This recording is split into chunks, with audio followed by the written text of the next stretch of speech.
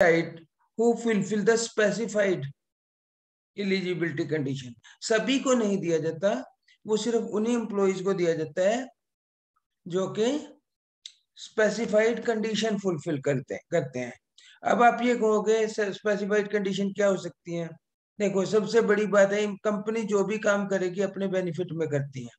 Company को कई बार ये होता है कि पुराने एम्प्लॉय छोड़ के ना चले जाएं, तो इसलिए जिसका मिनिमम पीरियड जो होता है ना, वो कंपनी के 7 ईयर होते हैं। उसको मतलब वो कंपनी टू कंपनी डिपेंड भी करता है कि जो 7 साल, ये मान के चलो कि 7 साल से ज्यादा का पीरियड हो गया जिसका, तो कंपनी को ये है कि हमने इसके ऊपर एक्सपेंस किए, हमने इसका एक्सपीरियंस बनवाया है, कहीं ऐसा ना हो कि ये पर्सन छोड़ के चला जाए। तो कंपनी क्या करती है, उसको शेयर खरीदने का ऑप्शन दे देती है ताकि उसकी बिजनेस में ओनरशिप भी आ जाए। शेयर खरीदने का मतलब क्या है? उतने का वो ओनर बन गया बिजनेस में। ओनर बनेगा तो उसके अंदर एम्प्लॉय वाली फीलिंग नहीं रहेगी, वो और अच्छे से काम करेगा। The employees who exercise the option में बी अलाउड टू पे मनी इन इंस्टॉलमेंट्स। उनको ये भी कह दिया जाता है कि आप सैलरी में से डिडक्ट कर लेंगे, आपके मंथली सैलरी में से आप शेयर खरीद लीजिए। ये समझ आ गया? एम्प्लॉय स्टॉक ऑप्शन प्लान होते क्या है? वैभव? Yes sir.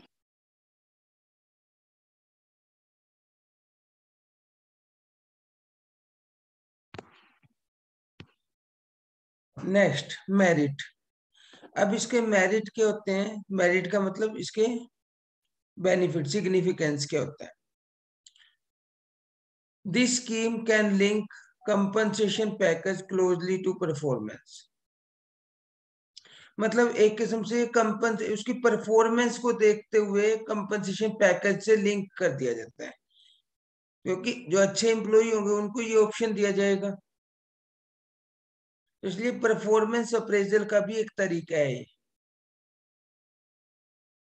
नेक्स्ट है, this scheme enables the company to retain efficient employee with the company.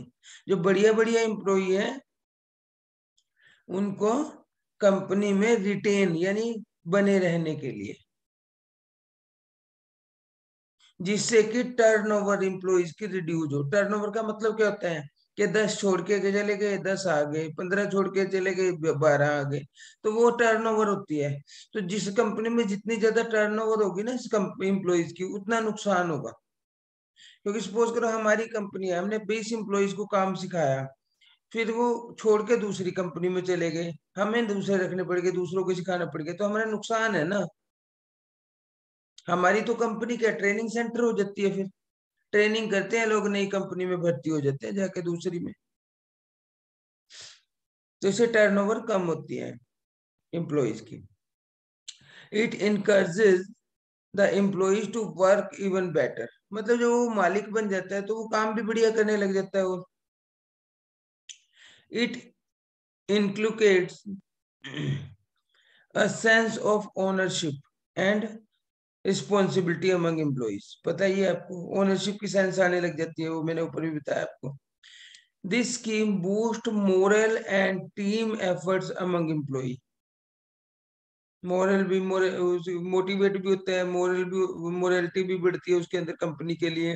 और टीम वर्क की भावना, मतलब एक दूसरे से चिढ़ने बंद कर देता है, उसको ये पता है कि सभी मेरी कंपनी में काम कर रहे हैं। When the market price of the company share rise, the employee can become millionaires. अब जैसे ही शेयर की मार्केट प्राइस बढ़ती है, सपोज करो मेडिकल कंपनी थी कोरोना से पहले, उसने क्या किया था, फार्मा कंपनी ने अपने शेयर कंपनी को मार्केट प्राइस से नॉमिनल प्राइस पे दिए थे, कम रेट पे। तो जैसे ही कोरोना में आया, मेडिकल कंपनियों में आपको पता है कितना तेजी से उनके ग्रोथ हुआ। तो उसमें क्या हुआ, जिस कंपनी के एम्प्लॉय ने 10 या 20 रुपए का शेयर लिया था, वो 200 या 300 रुपए का हो गया। तो इससे वो उनका जो है पैसा बढ़ा एम्प्लॉय का उसमें इन्वेस्ट करने से। अब लिमिटेशन भी होती है इसकी। This scheme can used by only profit making company, कि ये स्कीम बस वही कर सकते हैं जो प्रॉफिट कमा रही है कंपनी। अगर जो कम जिनका प्रॉफिट बढ़िया नहीं हो रहा है, वो अपने एम्प्लॉय का मोरल बूस्ट करना चाहती है, उसको बेनिफिट देना चाहती है, नहीं दे सकती, वो उनकी पॉकेट ही अलाउ नहीं करती। Share price do not always reflect fundamentals. Share price हमेशा, इसने कहा ऐसा नहीं है कि बढ़ेंगे, कम भी हो सकते हैं। और falling share price results the loss of the employee. Suppose करो कोरोना के टाइम में, वीडियो ऑन कर लें भाई सभी, वैभव। यस। कोरोना के टाइम में एंड में आके जिन्होंने शेयर लिए भी शायद और बढ़ेगा प्राइस, तो क्या हुआ, बाद में सब सिचुएशन ठीक हो गई, उनके प्राइस नॉर्मल रेट पे आ गए। वैभव नेक्स्ट है unsound stock market condition cause convenience to employees in cashing their investment. जहां स्टॉक मार्केट साउंड नहीं होती, वहां क्या करते हैं, स्टॉक वो अपने शेयर बेचने शुरू कर देते हैं एम्प्लॉइज। उनको लगता है कि नहीं, सही नहीं रहेगा शेयर परचेज करना। उसका lack of transparency can earn accusations of favouritism. अब कई बार क्या होता है, फेवरिज्म होने लग जाती है, जो जिसका मतलब ये लगा लो आप, एम्प्लॉय कंपनी में क्या होता है कि जो डायरेक्टर के अंडर काम कर रहा है, उसको ये पता है कि भाई सारा दिन उसकी चमचागिरी करता है, काम नहीं करते, वो कैपेबल नहीं होते एम्प्लॉय, उनको भी वो फेवरिज्म करने लग जाते हैं उसमें।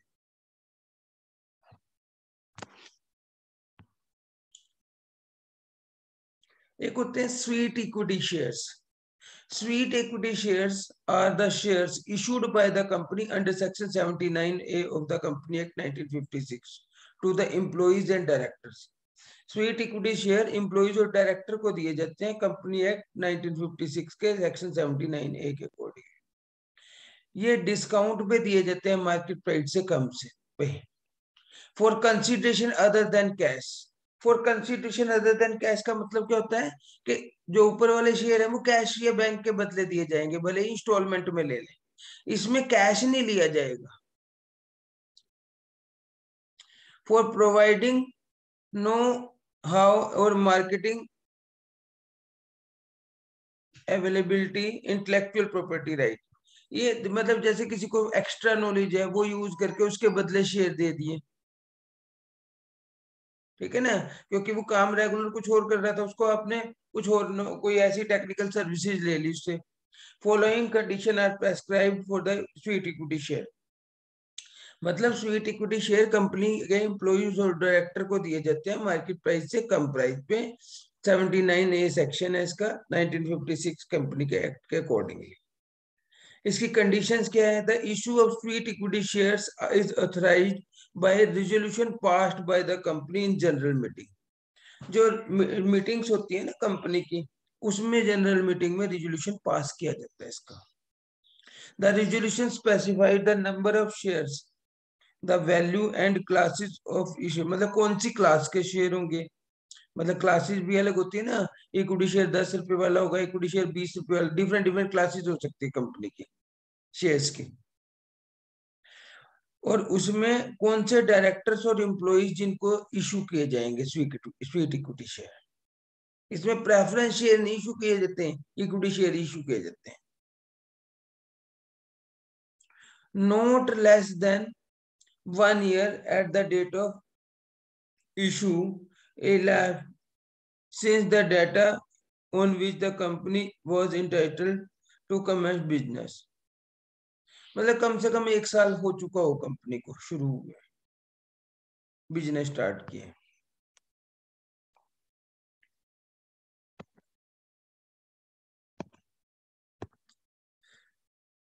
These must be of a class of share already issued by the company।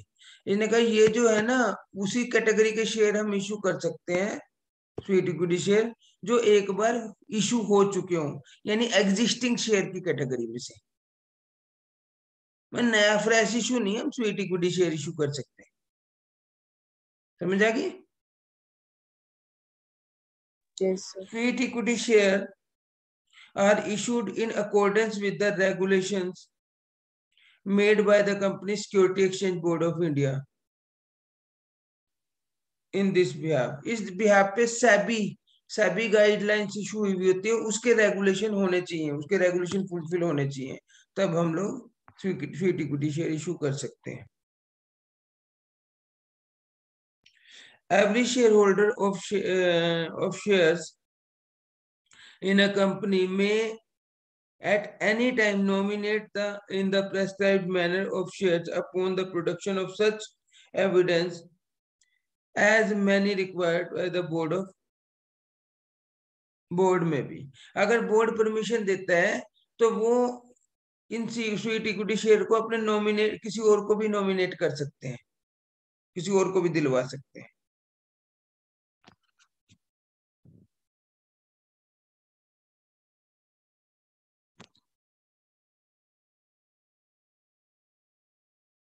Sweet equity shares are issued under the formal scheme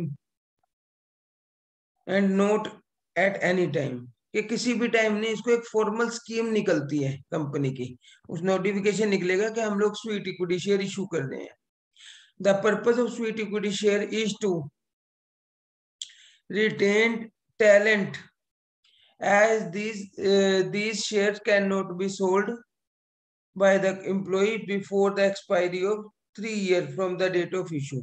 मतलब 3 साल तक नहीं बेच सकता एम्प्लॉय वो,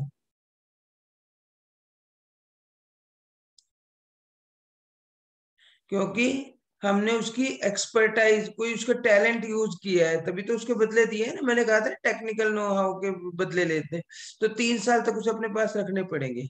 employees who are offered sweat equity share have an option to reject these or receive their remuneration in cash। Employee को ये नहीं है कि कंपलसरी है भाई तुमको इसके बदले शेयर देंगे ही देंगे, वो रिजेक्ट भी कर सकते हैं इस ऑफर को भी, हमें तो अपना जो सैलरी है, रेमुनेशन है, वो कैश चाहिए, ऑब्लिगेशन नहीं है ये उसके ऊपर।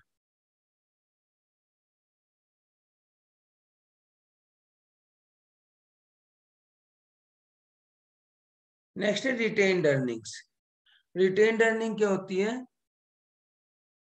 रिटेन का मतलब क्या होता है? जो पैसा रह जाता है कंपनी में, जैसे गुडविल की अमाउंट रिटेन कर ली, हमने पढ़ा था ना पार्टनरशिप में। The amount of goodwill is retained by the firm, मतलब अपने पास ही रखी, विड्रॉ नहीं की पार्टनर ने। तो रिटेन्ड अर्निंग का मतलब क्या हुआ? कि वो अर्निंग जो बिजनेस में रिटेन कर ली, प्रॉफिट में डिस्ट्रीब्यूट नहीं हुई। समझ रहे हो पॉइंट? रिटेन कर लेना अर्निंग, कमा के पैसा प्रॉफिट में न बांट देना, बिजनेस में प्लगिंग बैक कर लेना उसको।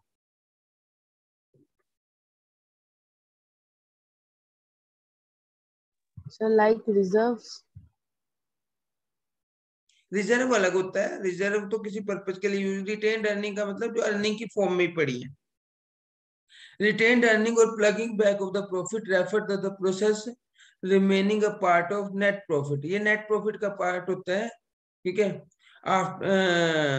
ईयर आफ्टर ईयर, जो ईयर हर साल हम रखते हैं। And reinvesting the same in the business, business में इन्वेस्ट कर लिया जाता है इसको दोबारा। इसको हम सेल्फ फाइनेंसिंग भी बोलते हैं। अब सपोज करो हमारी कंपनी है, हमें पैसे की जरूरत है, तो एक तो तरीका है आज हम उसको डिवेंचर इशू करके लेंगे, एक तरीका है हम इक्विटी शेयर इशू करेंगे, वो हम दूसरे के ऊपर डिपेंड हो गए, वो पैसा देंगे तो हम यूज करेंगे। आज था वीडियो ऑन कर लो, वो पैसा देंगे हम यूज करेंगे। एक हो गया कि हमने पैसा कमाया हुआ था वही बिजनेस में री इन्वेस्ट कर दिया, तो उसको बोलेंगे सेल्फ फाइनेंसिंग। रिटेन्ड अर्निंग को हम जब यूज करते हैं, हमने किसी और से तो लिया नहीं है, हमारा खुद का पैसा, हमने यूज कर लिया उसको, ठीक है। उसके बाद है, मतलब इंटरनल मेथड ऑफ फाइनेंस भी बोल सकते हैं उसको, सेल्फ फाइनेंसिंग भी बोल सकते हैं। Retained earning are the popular source of capital for modernisation और एक्सपेंशन ऑफ द बिजनेस। इन्हें का पॉपुलर सोर्स है। पॉपुलर सोर्स क्यों है ये? क्योंकि इसके लिए ना तो हमें ब्याज देना पड़ेगा, ना किसी को डिविडेंड देना पड़ेगा extra. The amount of retained earning in a company depends on different factors. Generally, more than the net profit of the company, greater the capacity of plugging back. जितना ज्यादा प्रॉफिट होगा कंपनी को, उतनी उसकी retained earning ज्यादा हो जाएगी। Simple सी बात है, जितना हमें ज्यादा प्रॉफिट होगा उतना ही हम ज्यादा रिटेन कर सकते हैं, प्लगिंग बैक कर सकते हैं उसको। Secondly, dividend policy of the company determine the extent to which profit can be retained for the investment of in business. अब डिविडेंड पॉलिसी क्या होती है? ये डिसीजन होता है कि कितना डिविडेंड दिया जाए शेयर होल्डर को और कितना बिजनेस में रखा जाए। डिविडेंड पॉलिसी का मीनिंग यही होता है। It is the decision regarding distribution of profit in the shareholder. How much amount will be distributed to the shareholder and how much will be retained in the business or company. समझ आ गई? तो dividend policy के ऊपर depend करता है। A company which follows a policy, मतलब जो जो लिबरल पॉलिसी अडॉप्ट करती है कंपनी। इसका मतलब लिबरल का मतलब क्या है? ढीली पॉलिसी, कि वो अपना डिविडेंड ज्यादा देती है, रिटेन कम करती है। वहां जो है पैसा कम बचेगा रिटेन करने के लिए। और जहां रेगुलर डिविडेंड देते हैं, ठीक है। और जहां हमारी टाइट डिविडेंड पॉलिसी होती है, वहां क्या होता है? हम डिविडेंड कम देते हैं और रिटेन ज्यादा करते हैं। New company generally do not retain much profit due to the desire to satisfy the holder, share holder. नई कंपनियां क्या करती हैं? वो ज्यादा डिविडेंड नहीं रखती, ज्यादा रिटेन नहीं करती प्रॉफिट, क्योंकि उनको शेयर होल्डर को सेटिस्फाई करना होता है। On the other hand, old company, जितनी पुरानी कंपनी होगी, वो प्रॉफिट कम देगी शेयर होल्डर को और मेजर पार्ट उसका प्लगिंग बैक करेगी, रिटेन करेगी, ताकि वो फ्यूचर में अपने आप को मॉडर्नाइज कर सके, एक्सपेंड कर सके सेल्फ फाइनेंसिंग से। अब रिटेन्ड अर्निंग के मेरिट्स क्या है? एक तो कन्वीनियंस, कंपनी को आसान हो जाता है, क्योंकि अगर शेयर इशू करेगी, डिवेंचर इशू करेगी ना, कंपनी को बड़ी दिक्कतों का सामना करना पड़ता है, काफी फॉर्मेलिटीज करनी पड़ती हैं। ये तो अपना पैसा है, अपने पास ही रहे। एक होता है इकोनॉमिकल, सस्ता पड़ता है, क्योंकि शेयर डिवेंचर इशू करने में प्रोस्पेक्टस इशू करो, नोटिफिकेशन निकालो, फिर उसकी एंट्रीज करो, अकाउंट्स मेंटेन करो, ये सारा काम करना पड़ता है, तो इसलिए इकोनॉमिकल पड़ता है। क्योंकि डिवेंचर इशू किए तो उसके ऊपर ब्याज अलग से देना पड़ेगा, इंटरेस्ट अलग से देना पड़ेगा, लोन लिया तो इंटरेस्ट अलग से देना पड़ेगा। ये पैसा अपना था, अपने आप ही यूज कर लिया। एक no charge in on assets, अगर हम डिवेंचर इशू करेंगे या लोन लेंगे, तो लोन के ऊपर तो कंपनी की एसेट्स सिक्योर करनी पड़ेंगी, प्लेज करनी पड़ेंगी, तो यहाँ जरूरत नहीं है उसको प्लेज करने की। नो इंटरफेरेंस, अब जब हम नए शेयर इशू करेंगे तो वोटिंग राइट और बढ़ जाएगा, लेकिन यहाँ पुराने ही शेयर होल्डर का प्रॉफिट प्लगिंग बैक कर लिया तो उन्हीं का कंट्रोल रहा ना, वोटिंग राइट तो उन्हीं का ही रहा, दूसरा बंदा तो कोई आया ही नहीं है। गुडविल, जितना पैसा अपना री इन्वेस्ट करते जाएंगे, तुम खुद की दुकान ले लो छोटी सी, आप क्या करो, घर में प्रॉफिट कम खाओ, उसका पैसा री इन्वेस्ट करते जाओ। तुमने 10,000 लगाए, फिर आपने 5,000 कमा के 2,500 पे घर में खर्च कर दिए, 2.5 बिजनेस, तो बिजनेस में कितने हो गए? 12.5 हो गए। अगले साल आपने 10,000 कमा लिए, फिर 2,500 घर में दे दिए, 7.5 बिजनेस में लगा दिए, बिजनेस में कितने हो गए? 20। तो पैसा अंदर ही अंदर बढ़ता जाएगा, तो गुडविल भी बढ़ती जाएगी, रेपुटेशन मार्केट में। जैसे हम कहते हैं ना, भी छोटी सी दुकान की थी, अब देखो कितनी बड़ी हो गई इसकी, इसका मतलब पैसा कमा रहा है। तो ये मेरिट्स हैं उसकी, कंपनी की गुडविल इंक्रीज होती है। डीमेरिट्स क्या है? डेंजर ऑफ ओवर कैपिटलाइजेशन, कि कुछ ही लोगों का जो है वो, मतलब नए शेयर होल्डर को तो मौका मिल ही नहीं रहा है, पुराने वालों की कैपिटल बढ़ती जा रही है, ओवर कैपिटलाइज हो जाती है कई बार कंपनी।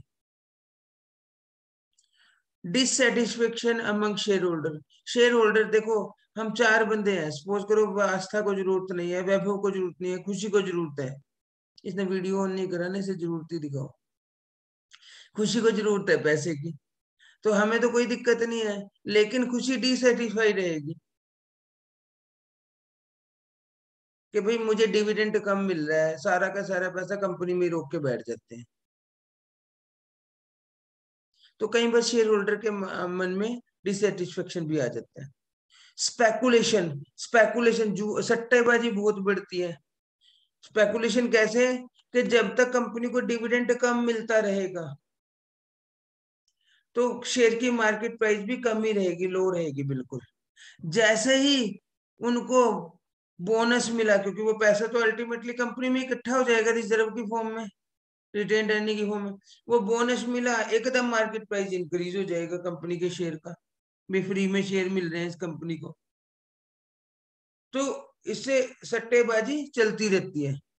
अनबैलेंस्ड ग्रोथ, अब कहीं अनबैलेंस ग्रोथ क्या होगी इसमें कि भाई पैसा हम कहीं बाहर से तो ले नहीं रहे हैं, अब पता ही नहीं लगेगा कि कंपनी ग्रो कर रही है, कहीं ऐसा ना हो कि 10 साल के बाद इंसॉल्वेंट होके बैठ जाए, और जो बंदे बैठे हुए ये सोच रहे कि हमारा पैसा लग रहा है, हमारा पैसा बढ़ रहा है, उनको सरप्राइज ही मिले कि भाई ये तो अनबैलेंस ग्रोथ हो रही थी। और अनबैलेंस ग्रोथ का मतलब ये भी है कई बार